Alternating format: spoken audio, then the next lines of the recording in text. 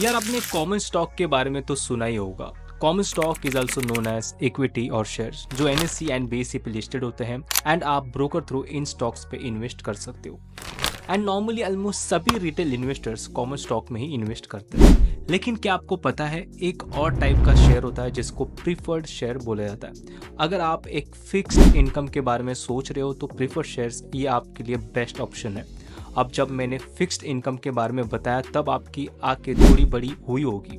Obviously यार सबको एक फिक्स्ड इनकम की ज़रूरत है, तो इसके लिए आपको पूरा वीडियो देखना होगा एंड आपको समझना होगा कि पहले common stock and preference share में डिफरेंस क्या होता है।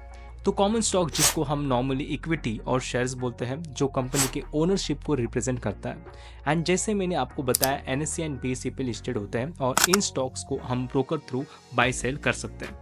अभी हम लोग समझ के लेते हैं प्रेफरेंस शेयर्स क्या होते हैं। As name suggest preference shares ये एक ऐसे टाइप के शेयर्स होते हैं जहां पे डिविडेंड एंड लिक्विडेशन के प्रोसेस में प्रेफरेंस शेयर को प्रायोरिटी दिया जाता है as compare to common stock.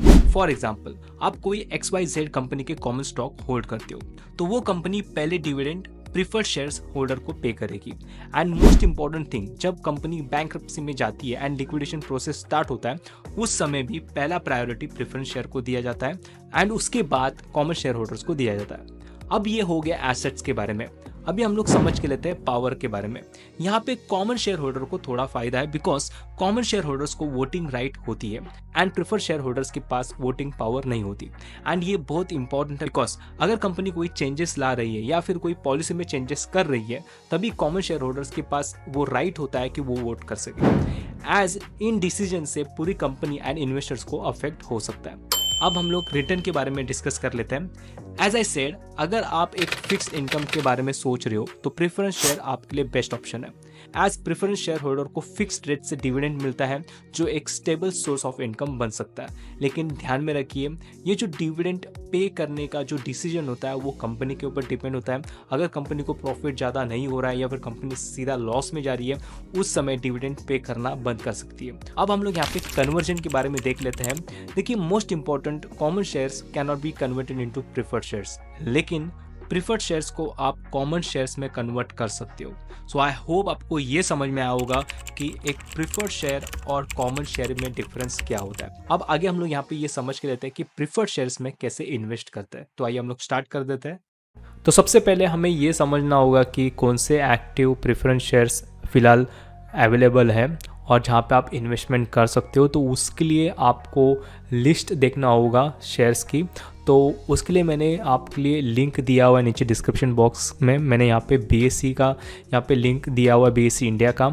अगर आपको NSE के बारे में पता है तो आप नीचे कमेंट सेक्शन में मुझे बता सकते हो। फिलहाल जो मुझे लिंक मिला है जहाँ पे प्रेफरेंस शेयर के जो लिस्ट है वो आपको मिल सकते हैं और वहाँ से आप इन्वेस्टमेंट कर सकते हो। तो फिलहाल मेरे पास BSE का ही इन्फॉर्मेशन अवेलेबल है। तो सबसे पहले आपको इस वेबसाइट पे आना है, उसका लिंक मैंने नीचे डिस्क्रिप्शन बॉक्स में दिया हुआ है। एंड उसके बाद यहाँ पे सेगमेंट पे आपको ड्रॉप डाउन पे यहाँ पे आप देख सकते हो प्रेफरेंस शेयर्स को यहाँ पे क्लिक करना है। एंड उसके बाद यहाँ पे स्टेटस पे एक्टिव क्लिक करना है। एंड बाकी अगर आपको पता है या फिर सिक्योरिटी नेम आपको पता है तो यहाँ पे आप एंटर कर सकते हो। अदरवाइज बस सबमिट पे क्लिक करोगे तो यहाँ पे आपको एक्टिव प्रेफरेंस शेयर्स की जो इश्यूज है जो है सिक्योरिटीज यहाँ पे आपको देखने मिल जाएगी। अब यहाँ पे अगर आप देखोगे Kotak Mahindra, music broadcast limited, TVS holding limited, ये कुछ ऐसे प्रेफरेंस शेयर्स हैं जहाँ पे आप इन्वेस्ट कर सकते हो। फॉर एग्जांपल अगर आपको TVS होल्डिंग लिमिटेड में इन्वेस्टमेंट करना है प्रेफरेंस शेयर्स में तो यहाँ पे आपको सिक्योरिटी ID यहाँ पे ये कॉपी करनी होगी। एंड जो भी आपका XYZ ब्रोकर है उसकी वॉच लिस्ट है वहाँ पे आप जाके सर्च कर सकते हो।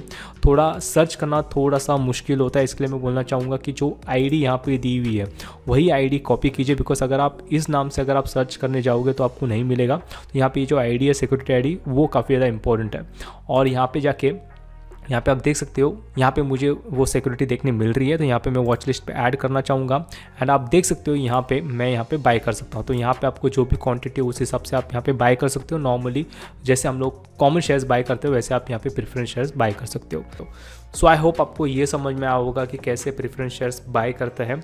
अगर आपको इसमें कोई डाउट या फिर जो भी क्वेरीज था आप नीचे कमेंट सेक्शन में मुझे पूछ सकते हो। एंड अगर आपने पहले ही सब्सक्राइब किया तो प्लीज़ नोटिफिकेशन बेल आइकन को ऑन कर लीजिए सो दैट अगर मैं कोई वीडियो अपलोड करता हूँ तो आपको नोटिफिकेशन मिले। So guys thank you and have a nice day.